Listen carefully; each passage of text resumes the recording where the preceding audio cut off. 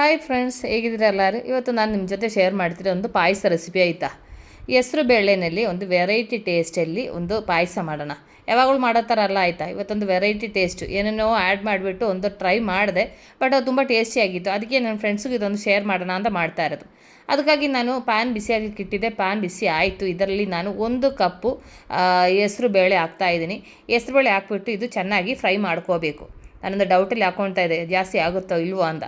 ಆದರೆ ನಮ್ಮ ಮನೆಯಲ್ಲಿ ಮಾತ್ರ ಪಾಯಸ ಎಷ್ಟೇ ಮಾಡಿದ್ರೂ ಖಾಲಿ ಆಗಲಿಕ್ಕೆ ಟೈಮ್ ಜಾಸ್ತಿ ಬೇಕಾಗಿಲ್ಲ ಆಯಿತಾ. ಬೇಗ ಖಾಲಿ ಆಗುತ್ತದೆ. ಈ ಹೆಸರು ಬೇಳೆ ಒಂದು ಬ್ರೌನ್ ಕಲರ್ ಆಗಿ ಫ್ರೈ ಆಗಬೇಕು. ಆ ಥರ ಒಂದು ಮೀಡಿಯಮ್ ಫ್ಲೇಮಲ್ಲಿ ಇಟ್ಬಿಟ್ಟು ಫ್ರೈ ಮಾಡ್ಕೋಬೇಕು.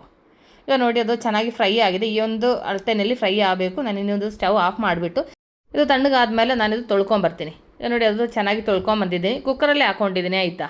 ಇನ್ನು ಇದು ಬೇಯಲಿಕ್ಕೆ ಎಷ್ಟು ನೀರು ಬೇಕೋ ಅದಕ್ಕಾಗಿ ನೀರು ಹಾಕ್ಕೊಳ್ತಾ ಇದ್ದೀನಿ. ಈ ಒಂದು ಅಳತೆಯಲ್ಲಿ ನೀರು ಹಾಕಬೇಕು. ಅದಾದಮೇಲೆ ಒಂದು ಟೇಬಲ್ ಸ್ಪೂನು ತುಪ್ಪ ಅದ್ರ ಜೊತೆಯಲ್ಲಿ ಹಾಕ್ತಾಯಿದ್ದೀನಿ. ತುಪ್ಪ ಹಾಕಿದರೆ ಅದೇನು ಅಂಟ್ಕೊಳ್ಳಲ್ಲ, ಅದಕ್ಕೆ ನಾನು ತುಪ್ಪ ಹಾಕಿರೋದು ಆಯಿತಾ.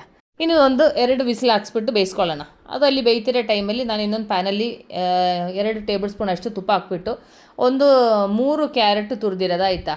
ಅದು ಈ ತುಪ್ಪದಲ್ಲಿ ಹಾಕ್ಬಿಟ್ಟು ಇನ್ನೊಂದು ಚೆನ್ನಾಗಿ ಫ್ರೈ ಮಾಡ್ಕೋಬೇಕು. ಈ ಕ್ಯಾರೆಟ್ದು ಹಸಿ ವಾಸನೆ ಎಲ್ಲ ಹೋಗಿ ಚೆನ್ನಾಗಿ ಬೇಯಬೇಕು. ಅವಾಗ ಇಲ್ಲಿ ಕ್ಯಾರೆಟ್ ಬೇಯ್ತಿರೋ ಟೈಮಲ್ಲಿ ಸ್ವಲ್ಪ ಬೆಲ್ಲ ಪಾಕ ಮಾಡಬೇಕು. ಅದು ಇದು ಒಂದು ಸೈಡಲ್ಲಿ ಇಲ್ಲಿ ಫ್ರೈ ಆಗ್ತಾ ಇರಲಿ. ಅಷ್ಟೊತ್ತಿಗೆ ಒಂದು ಪಾನ್ ತೊಗೊಂಡೆ. ಇದರಲ್ಲಿ ನಾನು 1 ಕಪ್ಪು ಬೆಲ್ಲ ಹಾಕ್ಕೊಳ್ತಾ ಇದ್ದೀನಿ.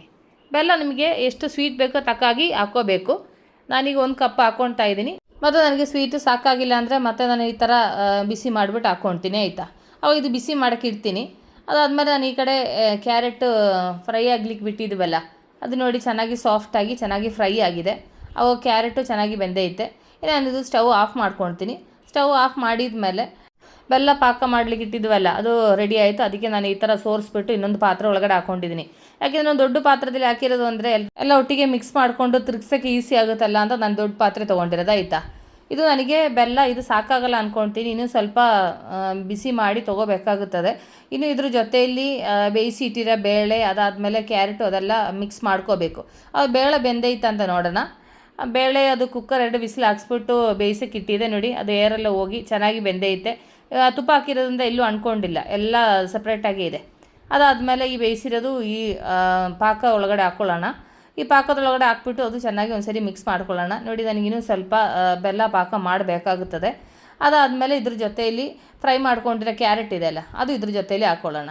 ಇದೊಂದು ವೆರೈಟಿ ಟೇಸ್ಟ್ ಕೊಡ್ತಾ ಇದೆ. ಕ್ಯಾರೆಟ್ ಹಾಕ್ಕೊಂಡು ಪಾಯಸ ಮಾಡೋದು ಒಂದು ಡಿಫ್ರೆಂಟ್ ಟೇಸ್ಟ್ ಸಿಗುತ್ತದೆ. ಅದಾದಮೇಲೆ ಇನ್ನು ಸ್ಟವ್ ಮೇಲೆ ಇಟ್ಕೊಂಡು ಇದು ಚೆನ್ನಾಗಿ ತಿರುಗಿಸ್ಬಿಟ್ಟು ಸ್ವಲ್ಪ ಡ್ರೈ ಮಾಡ್ಕೋಬೇಕು. ಅವು ನನಗೆ ಇನ್ನೂ ಸ್ವಲ್ಪ ಬೆಲ್ಲ ಪಾಕ ಬೇಕು. ಅದಕ್ಕೆ ನಾನು ಇನ್ನೊಂದು ಪಾತ್ರದಲ್ಲಿ ಸ್ವಲ್ಪ ಬೆಲ್ಲ ಪಾಕ ಮಾಡೋಕ್ಕೆ ಇಟ್ಟಿದ್ದೀನಿ. ಅದು ಆದಮೇಲೆ ಅದು ಇದ್ರ ಜೊತೆಯಲ್ಲಿ ಮಿಕ್ಸ್ ಮಾಡ್ಕೊಳ್ತೀನಿ. ಅದಾದಮೇಲೆ ನಾನೊಂದು 8-10 ಗೋಡಂಬಿ ನಾನು ನೀರಲ್ಲಿ 1 ಅವರಿಂದ ನೆನೆಸಿರೋದಾಯ್ತಾ. ಇದು ಚೆನ್ನಾಗಿ ರುಬ್ಕೊಂಬರ್ತೀನಿ. ನೋಡಿ, ಚೆನ್ನಾಗಿ ರುಬ್ಕೊಂಬರ್ತೀನಿ. ಒಂಥರ ಹಾಲು ಥರ ಆಗಿದೆ. ಇದು ಹಾಕ್ಕೊಂಡ್ರೆ ಒಂದು ಡಿಫ್ರೆಂಟ್ ಟೇಸ್ಟ್ ಇರುತ್ತೆ ಪಾಯಸಕ್ಕೆ. ಅದಾದಮೇಲೆ ಅದ್ರ ಜೊತೆಯಲ್ಲಿ ನಾನಿನ್ನೂ ಸ್ವಲ್ಪ ಬೆಲ್ಲ ಪಾಕ ಹಾಕಿದೆ. ಈಗ ನೋಡಿ, ಅದು ಕ್ಯಾರೆಟು ಅದಾದಮೇಲೆ ಬೇಳೆನೆಲ್ಲ ಚೆನ್ನಾಗಿ ಬೆಲ್ಲ ಹಿಡ್ದೈತೆ. ಅದಾದಮೇಲೆ ಇನ್ನು ಇದ್ರ ಜೊತೆ ನಮಗೆ ಹಾಲು ಹಾಕ್ಕೊಳ್ಳೋಣ. ನಾನು 1 ಲೀಟ್ರ್ ಬಿಸಿ ಹಾಲು ಹಾಕ್ಕೊಳ್ತಾ ಇದ್ದೀನಿ. ಹಾಲು ಹಾಕ್ಬಿಟ್ಟು ಇನ್ನೊಂದು ಚೆನ್ನಾಗಿ ಮಿಕ್ಸ್ ಮಾಡ್ಕೋಬೇಕು. ಚೆನ್ನಾಗಿ ಮಿಕ್ಸ್ ಮಾಡಿ ಒಂಥರ ಗಟ್ಟಿ ಆಗಬೇಕು. ಅದ್ರ ಜೊತೆಯಲ್ಲಿ ನಾವು ಗೋಡಂಬಿ ರುಬ್ಕೊಂಬಂದಿದ್ದೀವಲ್ಲ, ಅದು ಇದ್ರೊಳಗಡೆ ಜೊತೆಯಲ್ಲಿ ಹಾಕ್ಕೊಳ್ಳೋಣ. ಹಾಕ್ಬಿಟ್ಟು ಇನ್ನೊಂದು ಚೆನ್ನಾಗಿ ಮಿಕ್ಸ್ ಮಾಡೋಣ. ಮಿಕ್ಸ್ ಮಾಡಿಬಿಟ್ಟು ಇದು ಚೆನ್ನಾಗಿ ಕುದೀತಾ ಗಟ್ಟಿ ಆಗಬೇಕು. ಆದ್ರೇ ಪಾಯಸ ಚೆನ್ನಾಗಾಗೋದು. ಈಗ ನೋಡಿ, ಪಾಯಸ ಗಟ್ಟಿ ಆಯಿತು. ಈ ಒಂದು ಅಳತೆಯಲ್ಲಿ ಮಾಡ್ಕೋಬೇಕು. ಅದಾದಮೇಲೆ ಇದ್ರ ಜೊತೆಯಲ್ಲಿ ಸ್ವಲ್ಪ ಏಲಕ್ಕಿ ಪುಡಿ ಮಾಡಿರೋದು, ಇದ್ರ ಜೊತೆಯಲ್ಲಿ ಸ್ವಲ್ಪ ಗೋಡಂಬಿ ದ್ರಾಕ್ಷಿ ಎಲ್ಲ ಫ್ರೈ ಮಾಡಿ ಹಾಕ್ಕೊಂಡ್ರೆ ನಮ್ಮ ಪಾಯಸ ರೆಡಿ ಆಗುತ್ತದೆ. ಇದನ್ನ ಈ ಸೈಡಲ್ಲಿ ಇಟ್ಬಿಟ್ಟು ಇನ್ನೊಂದು ಪ್ಯಾನ್ ಬಿಸಿಯಾಗಿ ಇಟ್ಬಿಟ್ಟು ಅದರಲ್ಲಿ ನಮಗೆ ಸ್ವಲ್ಪ ತುಪ್ಪ ಹಾಕಿ ಸ್ವಲ್ಪ ಗೋಡಂಬಿನೂ ದ್ರಾಕ್ಷಿನೂ ಫ್ರೈ ಮಾಡಿ ಹಾಕ್ಕೊಳ್ಳೋಣ. ಅವಾಗ ತುಪ್ಪ ಚೆನ್ನಾಗಿ ಬಿಸಿ ಆಯಿತು. ಇದರಲ್ಲಿ ಸ್ವಲ್ಪ ಗೋಡಂಬಿ ಅದಾದ್ಮೇಲೆ ಒಣಗಿರೋ ದ್ರಾಕ್ಷಿ ಹಾಕಿದ್ದೀನಿ. ಇದು ಇಷ್ಟು ಇನ್ನು ಚೆನ್ನಾಗಿ ಫ್ರೈ ಮಾಡ್ಕೊಳ್ಳೋಣ. ಈಗ ನೋಡಿ, ಚೆನ್ನಾಗಿ ಫ್ರೈ ಆಗಿದೆ.